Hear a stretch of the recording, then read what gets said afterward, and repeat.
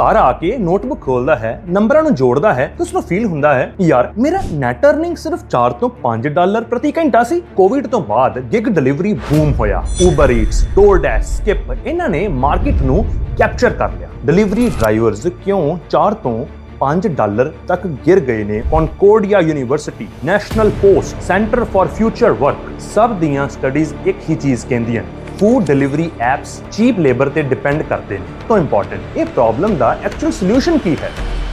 ਸਤਿ ਸ਼੍ਰੀ ਅਕਾਲ ਜੀ ਸਾਰਿਆਂ ਨੂੰ। ਅੱਜ ਦੀ ਵੀਡੀਓ ਤੁਸੀਂ ਐਂਡ ਤੱਕ ਜ਼ਰੂਰ ਦੇਖਣਾ ਕਿਉਂਕਿ ਅਸੀਂ ਇੱਕ ਬਹੁਤ ਹੀ ਰੀਅਲ ਗੱਲ ਕਰਾਂਗੇ। ਡਿਲੀਵਰੀ ਡਰਾਈਵਰਸ ਕਿਉਂ 4 ਤੋਂ 5 ਡਾਲਰ ਤੱਕ ਗਿਰ ਗਏ ਨੇ ਆਪਣੀ ਕਮਾਈ ਦੇ ਵਿੱਚ। ਐਲਗੋਰਿਦਮ ਕਿਵੇਂ ਤੁਹਾਨੂੰ ਗੇਮ ਵਿੱਚ ਫਸਾ ਕੇ ਰੱਖਦਾ ਹੈ ਤੇ ਸਭ ਤੋਂ ਇੰਪੋਰਟੈਂਟ ਇਹ ਪ੍ਰੋਬਲਮ ਦਾ ਐਕਚੁਅਲ ਸੋਲੂਸ਼ਨ ਕੀ ਹੈ। ਜਿਨ੍ਹਾਂ ਲੋਕਾਂ ਨੇ ਕੈਨੇਡਾ ਜਾਂ ਯੂਐਸ ਵਿੱਚ ਡਿਲੀਵਰੀ ਕਰਨ ਬਾਰੇ ਸੋਚਿਆ ਹੈ, ਸੋਚ ਰਹੇ ਨੇ ਜਾਂ ਕਰ ਰਹੇ ਨੇ, ਇਹ ਵੀਡੀਓ ਤੁਹਾਨੂੰ ਸਮਝਾਏਗੀ ਕਿ ਇਹ ਸਿਸਟਮ ਕੰਮ ਕਿੱਦਾਂ ਕਰ ਰਿਹਾ ਹੈ। ਸਟਾਰਟ ਕਰਦੇ ਹਾਂ ਇੱਕ ਬੰਦੇ ਦੀ ਕਹਾਣੀ ਤੋਂ ਜੋ ਕਿ 12 ਘੰਟੇ ਡਿਲੀਵਰੀਜ਼ ਕਰਦਾ ਹੈ।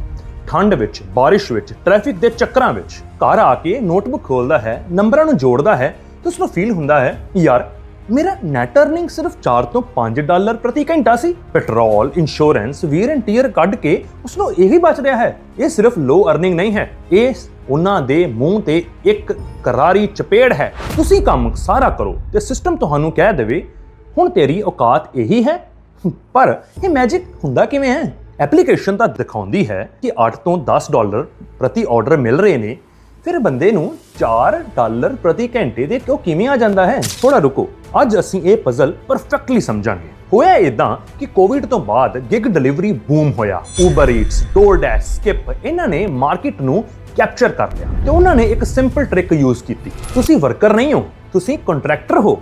ਮਤਲਬ ਆਵਰਲੀ ਵੇਜ ਨਹੀਂ ਮਿਲੇਗੀ, ਤੁਹਾਨੂੰ ਪਰ ਆਰਡਰ ਪੇ ਮਿਲੇਗੀ। ਪਲਾਜ਼ੇ ਵਿੱਚ ਵੇਟ ਕਰ ਰਹੇ ਹੋ, ਜ਼ੀਰੋ ਪੇ। ਤੁਹਾਨੂੰ ਆਰਡਰ ਨਹੀਂ ਆ ਰਿਹਾ, ਤੁਹਾਡੀ ਜ਼ੀਰੋ ਪੇ ਹੀ ਹੋਊਗੀ।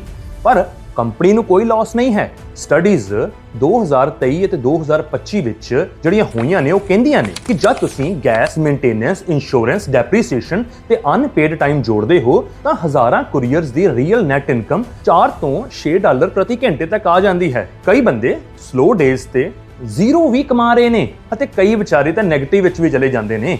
ਅਸਲੀ ਗੇਮ ਕਿੱਥੋਂ ਸ਼ੁਰੂ ਹੁੰਦਾ ਹੈ? ਆਓ ਸਮਝਦੇ ਹਾਂ। ਐਲਗੋਰਿਦਮ ਤੋਂ। ਪਲੇਟਫਾਰਮ ਹਰ ਵੀਕ ਨਵੇਂ ਡਰਾਈਵਰਸ ਔਨ ਬੋਰਡ ਕਰਦਾ ਹੈ। ਕੰਪੀਟੀਸ਼ਨ ਬਹੁਤ ਜ਼ਿਆਦਾ ਇਨਸੇਨਲੀ ਵੱਧ ਜਾਂਦਾ ਹੈ। ਪੇ ਪਰ ਟ੍ਰਿਪ ਘੱਟ ਹੁੰਦਾ ਹੈ ਕਿਉਂਕਿ ਜਿਹੜਾ ਪਲੇਟਫਾਰਮ ਹੈ ਉਹ ਟੈਸਟ ਕਰਦਾ ਹੈ ਕਿ ਸਭ ਤੋਂ ਘੱਟ ਰੇਟ ਤੇ ਕਿਹੜਾ ਬੰਦਾ ਇਸ ਆਰਡਰ ਨੂੰ ਐਕਸੈਪਟ ਕਰੇਗਾ।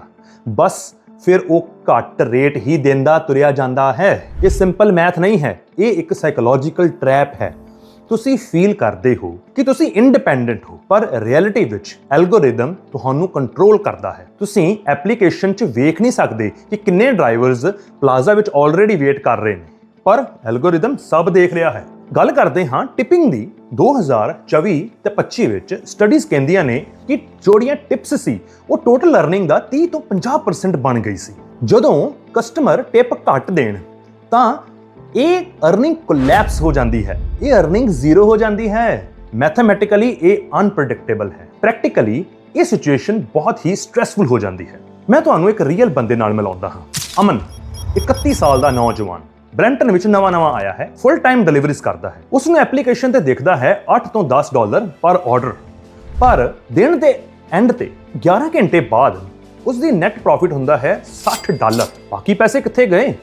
22 ਡਾਲਰ ਜਾਂਦੇ ਨੇ ਗੈਸ ਵਿੱਚ। ਮੰਨ ਲਓ ਉਸ ਦੀ ਇੰਸ਼ੋਰੈਂਸ ਜੋ ਡੇਲੀ ਇੰਸ਼ੋਰੈਂਸ ਹੈ ਉਹ ਉਸ ਨੂੰ ਪੈ ਰਹੀ ਹੈ 30 ਡਾਲਰ। ਕਿਉਂ? ਕਿਉਂਕਿ ਉਹ ਨਵਾਂ ਡਰਾਈਵਰ ਹੈ, 600 ਡਾਲਰ ਉਹ ਮਹੀਨਾ ਦੇ ਰਿਹਾ ਹੈ। ਇਸ ਲਈ ਉਹ 30 ਡਾਲਰ ਸਾਰੇ ਵੀਅਰ ਐਂਡ ਟੀਅਰ ਮਿਲਾ ਕੇ ਪਲੱਸ 2 ਘੰਟੇ ਜੋ ਕਿ ਜ਼ੀਰੋ ਆਰਡਰ ਦੇ ਸੀ, ਉਹਨੂੰ ਮਹਿਸੂਸ ਹੁੰਦਾ ਹੈ ਕਿ ਯਾਰ ਮੈਂ ਤੇ ਫੁੱਲ ਡੇ ਕੰਮ ਕਰਦਾ ਰਿਹਾ ਪਰ ਪੈਸੇ ਹਵਾ ਵਿੱਚ ਵੈਨਿਸ਼ ਹੋ ਗਏ। Concordia University, National Post, Centre for Future Work ਸਭ ਦੀਆਂ ਸਟੱਡੀਜ਼ ਇੱਕ ਹੀ ਚੀਜ਼ ਕਹਿੰਦੀਆਂ ਨੇ, food delivery apps cheap labour ਤੇ ਡਿਪੈਂਡ ਕਰਦੇ ਨੇ।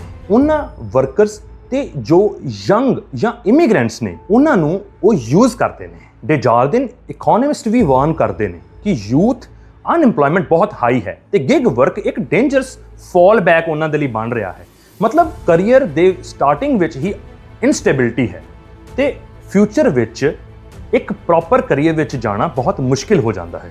ਹਾਂ, ਦੂਸਰੀ ਸਾਈਡ ਵੀ ਐਗਜ਼ਿਸਟ ਕਰਦੀ ਹੈ। ਕੁਝ ਕੁਰੀਅਰਸ ਜਾਂ ਡਰਾਈਵਰਸ ਡਾਊਨਟਾਊਨ ਪੀਕ ਆਵਰਸ ਵਿੱਚ ਅਬਵ ਮਿਨੀਮਮ ਵੇਜ ਵੀ ਬਣਾ ਲੈਂਦੇ ਨੇ। ਫਲੈਕਸੀਬਿਲਿਟੀ ਰੀਅਲ ਹੈ, ਹਾਂ ਇਹ ਹੈ, ਪਰ ਸਟੂਡੈਂਟਸ, ਕੇਅਰ ਗਿਵਰਸ, ਪ੍ਰੋਫੈਸ਼ਨਲਸ ਜੋ ਇਸ ਨੂੰ ਇੱਕ ਸਾਈਡ ਇਨਕਮ ਲੈਂਦੇ ਨੇ, ਉਹਨਾਂ ਦੇ ਲਈ ਇਹ ਪੋਜ਼ਿਟਿਵ ਕਦੀ-ਕਦੀ ਹੀ ਹੈ। ਸਿਰਫ ਬਹੁਤ ਘੱਟ ਲੋਕ ਨੇ ਜੋ ਠੀਕ ਪੈਸਾ ਬਣਾ ਪਾ ਰਹੇ ਨੇ। ਬਹੁਤ ਸਾਰੇ ਲੋਕ ਸਬ ਅਰਬਸ ਏਰੀਆ ਜਿਵੇਂ ਬਰੈਂਪਟਨ, ਕੈਲਡਨ, ਨਿਊ ਮਾਰਕੀਟ, ਏਜੈਕਸ ਜਾਂ ਛੋਟੇ ਸ਼ਹਿਰਾਂ ਵਿੱਚ ਵੀ ਕੰਮ ਕਰਦੇ ਨੇ, ਜਿੱਥੇ ਡਿਸਟੈਂਸਿਸ ਬਹੁਤ ਲੌਂਗ ਹੁੰਦੇ ਨੇ, ਟ੍ਰਿਪਸ ਸਲੋ ਹੁੰਦੇ ਨੇ, ਵੇਟਿੰਗ ਟਾਈਮ ਜ਼ਿਆਦਾ ਹੁੰਦੀ ਹੈ ਤੇ ਗੈਸ ਦਾ ਖਰਚਾ ਵੀ ਜ਼ਿਆਦਾ ਹੈ, ਜਿਸ ਕਰਕੇ ਸਾਰੀ ਇਨਕਮ ਜ਼ੀਰੋ ਹੋ ਜਾਂਦੀ ਹੈ। ਇਹ ਸਿਰਫ ਪੈਸੇ ਦੀ ਗੱਲ ਨਹੀਂ ਹੈ, ਇਹ ਤੁਹਾਡੇ ਭਵਿੱਖ ਦੀ ਗੱਲ ਹੈ।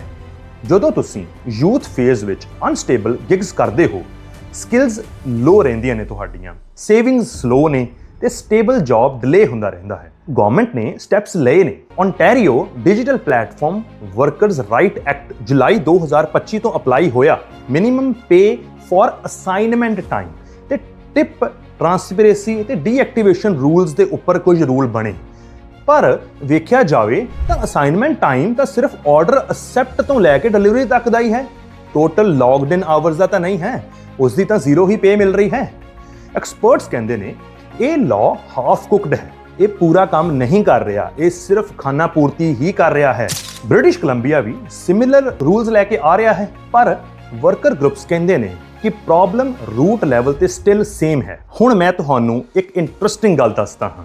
ਜੇ ਪੂਰੇ ਸਿਸਟਮ ਦਾ ਰਿਸਕ ਡਰਾਈਵਰ ਤੇ ਹੈ, ਪੈਟਰੋਲ ਡਰਾਈਵਰ ਦਾ, ਮੌਸਮ ਖਰਾਬ ਦੀ ਜ਼ਿੰਮੇਵਾਰੀ ਡਰਾਈਵਰ ਦੀ, ਟ੍ਰੈਫਿਕ ਕਰਕੇ ਕੋਈ ਡਿਲੇ ਹੈ ਤਾਂ ਉਹ ਡਰਾਈਵਰ ਦੀ ਜ਼ਿੰਮੇਵਾਰੀ, ਜੇ ਆਰਡਰ ਨਹੀਂ ਨੇ ਉਹ ਵੀ ਡਰਾਈਵਰ ਦੀ ਜ਼ਿੰਮੇਵਾਰੀ, ਜੇ ਐਕਸੀਡੈਂਟ ਹੋ ਗਿਆ ਉਹ ਵੀ ਡਰਾਈਵਰ ਦੀ ਜ਼ਿੰਮੇਵਾਰੀ। ਪਲੇਟਫਾਰਮ ਦਾ ਰੈਵਨਿਊ ਸਟੇਬਲ ਹੈ, ਕਸਟਮਰਸ ਹੈਪੀ ਨੇ ਤੇ ਬੰਦਾ ਵਿਚਾਰਾ ਕਲਪ ਰਿਹਾ ਹੈ ਕਿ ਉਸ ਦੀ ਇਨਕਮ ਨਹੀਂ ਹੋ ਰਹੀ। ਮੈਂ ਤੁਹਾਨੂੰ ਸੋਲੂਸ਼ਨਸ ਦੱਸਦਾ ਹਾਂ। ਗਿਗ ਵਰਕ ਨੂੰ ਤੁਸੀਂ ਆਪਣੀ ਮੇਨ ਜੌਬ ਨਾ ਬਣਾਓ। ਇਹ ਤੁਹਾਡਾ ਸਿਰਫ ਇੱਕ ਸ਼ਾਰਟ ਟਰਮ ਐਂਟਰੀ ਪੁਆਇੰਟ ਹੈ, ਇਹ ਲੌਂਗ ਟਰਮ ਦੇ ਵਿੱਚ ਇੱਕ ਜਾਲ ਬਣ ਜਾਂਦਾ ਹੈ। ਤੁਸੀਂ ਚੈਟ ਜੀਪੀਟੀ ਜਾਂ ਤੁਸੀਂ ਹੋਰ ਪਲੇਟਫਾਰਮ ਸੇ ਚੈੱਕ ਕਰੋ, ਹਾਈ ਡਿਮਾਂਡ ਏਰੀਆ ਕਿਹੜੇ-ਕਿਹੜੇ ਨੇ, ਪਾਕਟਸ ਆਇਡੈਂਟੀਫਾਈ ਕਰੋ, ਡੈਂਸ ਜ਼ੋਨ ਕਿਹੜੇ ਨੇ, ਪੀਕ ਟਾਈਮ ਕਿਹੜਾ ਹੈ, ਕੰਸਿਸਟੈਂਟ ਟਿਪਿੰਗ ਏਰੀਆਜ਼ ਕਿਹੜੇ ਨੇ।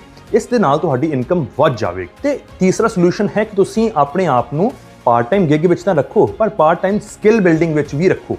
ਤੁਸੀਂ ਡਿਸਪੈਚ ਸਿੱਖੋ, ਤੁਸੀਂ ਡਿਜੀਟਲ ਮਾਰਕੀਟਿੰਗ ਸਿੱਖੋ, ਤੁਸੀਂ ਟ੍ਰੇਡ ਵਿੱਚ ਸਿੱਖੋ ਕਿ ਤੁਸੀਂ ਕਿਸੇ ਚੀਜ਼ਾਂ ਨੂੰ ਇੰਪੋਰਟ ਐਕਸਪੋਰਟ ਕਿਵੇਂ ਕਰ ਸਕਦੇ ਹੋ। ਵੇਅਰ ਹਾਊਸਿੰਗ ਦੇ ਵਿੱਚ ਬਹੁਤ ਸਾਰੀ ਸਰਟੀਫਿਕੇਸ਼ਨਸ ਨੇ, ਤੁਸੀਂ ਉਹ ਕਰ ਸਕਦੇ ਹੋ ਅਤੇ ਆਪਣੀ ਇਨਕਮ ਨੂੰ ਸਟੇਬਲ ਬਣਾ ਸਕਦੇ ਹੋ। ਗਿਗ ਵਰਕ ਸਿਰਫ ਇੱਕ ਬ੍ਰਿਜ ਹੈ, ਡੈਸਟੀਨੇਸ਼ਨ ਨਹੀਂ ਹੈ। ਤੇ ਚੌਥਾ ਹੈ ਕਿ ਤੁਸੀਂ ਟੋਟਲ ਲੌਗਡ ਇਨ ਟਾਈਮ ਜਾਂ ਹਾਈਬ੍ਰਿਡ ਮਾਡਲ ਦੇ ਲਈ ਆਪਣੀ ਆਵਾਜ਼ ਇਹਨਾਂ ਪਲੇਟਫਾਰਮਸ ਦੇ ਸਾਹਮਣੇ ਰੱਖੋ, ਆਪਣੀ ਆਵਾਜ਼ ਬੁਲੰਦ ਕਰੋ, ਜਿੱਥੇ ਫਲੈਕਸੀਬਿਲਿਟੀ ਵੀ ਹੋਵੇ ਕੰਮ ਦੇ ਵਿੱਚ ਅਤੇ ਮਿਨੀਮਮ ਪ੍ਰੋਟੈਕਸ਼ਨਸ ਵੀ ਹੋਣ। ਇਹ ਫਿਊਚਰ ਸਟੇਬਿਲਿਟੀ ਦਾ ਰੀਅਲ ਮਾਡਲ ਹੈ। ਤੇ ਲਾਸਟ ਗੱਲ, ਜੇ ਤੁਸੀਂ ਡਿਲੀਵਰੀਜ਼ ਕਰ ਰਹੇ ਹੋ ਜਾਂ ਕਰਨ ਦਾ ਪਲਾਨ ਹੈ ਤਾਂ ਤੁਸੀਂ ਵੀਕ ਨਹੀਂ ਹੋ, ਤੁਸੀਂ ਐਕਸਪਲੋਇਟਡ ਨਹੀਂ ਹੋ, ਬਸ ਤੁਸੀਂ ਅੰਡਰ ਇਨਫੋਰਮਡ ਹੋ। ਨੌਲੇਜ ਪਾਵਰ ਹੈ। ਜਿੰਨਾ ਕਲੀਅਰ ਤੁਸੀਂ ਸਿਸਟਮ ਨੂੰ ਸਮਝੋਗੇ, ਉਹਨਾਂ ਸਟਰੋਂਗ ਤੁਸੀਂ ਆਪਣੀ ਲਾਈਫ ਦੇ ਡਿਸੀਜਨਸ ਲਓਗੇ। ਤੇ ਅੱਜ ਤੁਸੀਂ ਮੇਰੇ ਕੋਲੋਂ ਕਲੈਰਿਟੀ ਨਾਲ ਜਾ ਰਹੇ ਹੋ। ਸਤਿ ਸ਼੍ਰੀ ਅਕਾਲ ਜੀ।